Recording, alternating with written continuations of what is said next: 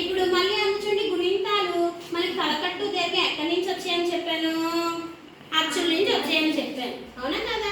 So అచ్చుని తీసుకెళ్ళి హల్లు కలిపితే మనకి కా కవిస్తే కా ఇలా వస్తున్నాయి కదా. గుణింతాలు అనేవి వస్తున్నాయా లేదా, అంటే సౌండ్ అన్నది మారుతుందా లేదా? అంటే తెలుగులో ఎలా అయితే సౌండ్స్ మారుతాయో మనకి ఇంగ్లీష్లో కూడా అలాంటి సౌండ్స్ ఉంటాయి. మీరు తెలుగు ఈజీగా ఎందుకు చదవగలుగుతున్నారు? సౌండ్స్ తెలుగు అక్షరాలొచ్చు అండ్ గుణింతాలు నేర్చుకున్నారు. సో గుణింతాల ద్వారా తెలుగు పదాలని కూడగలిపి తెలుగు చదివేస్తున్నారు, అవునా కదా? కాకి ఉంది, కానీ ఎక్కడిస్తే కాకుడిస్తే కి అంటున్నారు. కాకి ఎందువల్ల? ఆ గుణింతాలు గుర్తుండడం వల్ల. అయితే ఇక్కడ మీకు A to Z లెటర్స్ వచ్చు. లెటర్స్ వచ్చినా మీరు ఆ సౌండ్స్ ని చదవలేక ఇంగ్లీష్ లో చిన్న చిన్న మిస్టేక్స్ చేస్తున్నారు, అవునా కాదా? చదవడానికి ఇబ్బంది పడుతున్నారు లేదా? సో అందుకే ఏం చేస్తే వీళ్ళు మారుకుంటారా, ఏం చేస్తే ఈ మిస్టేక్స్ తగ్గుతాయా అని ఆలోచించాను నేను. ఆలోచిస్తే ఏం తెలిసిందంటే A to Z కి సౌండ్స్ ఉంటాయి, అవి ఎలా పలకాలి అనే సౌండ్ ఉంటుంది. అర్థమవుతుందా? మనం ఆ సౌండ్స్ నేర్చుకుంటే మనం కూడా ఇంగ్లీష్లో కూడా ఏం మిస్టేక్ చెయ్యం. ఇంగ్లీష్లో కూడా మిస్టేక్స్ లేకుండా చదువుదామా? రెడీయా? అయితే A to Z సౌండ్స్ నేర్పించేనా? ఓకేనా?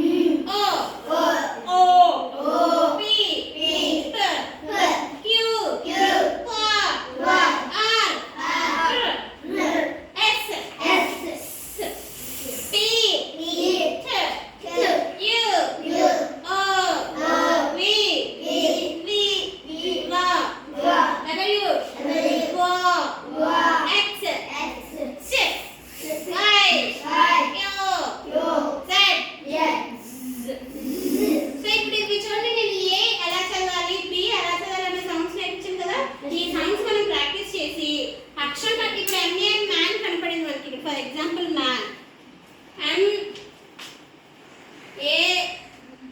MAN మ్యాన్ ఉంది. సో ఇప్పుడు దీన్ని ఎలా చదవాలి? MAN man. కానీ MAN మ్యాన్ అంటే MAN అని రాదు, సౌండ్ చూడండి. వచ్చిందా? అంటే మనం చదివే ఈ సౌండ్స్ A to Z అనే సౌండ్స్ యూజ్ చేసి మనం వర్డ్స్ని ఈజీగా చదవగలం. సో మీరు చేసే మిస్టేక్స్ ప్లస్ ఉంది, WAS ప్లస్. మీకు ఫస్ట్ తెలియదు ఎలా చదవాలి? వచ్చిందా లేదా సౌండ్? అర్థమైనా? సో అందుకనే A to Z లెటర్స్ యొక్క సౌండ్స్ మనం నేర్చుకుంటే ఇంగ్లీష్ సెక్షన్స్ అంతా కూడా అనర్గళంగా ఇంగ్లీష్ని చదవడం మనకి వచ్చేస్తుంది. సో మీరు నేర్చుకుంటారా పిల్లలు? Thank you.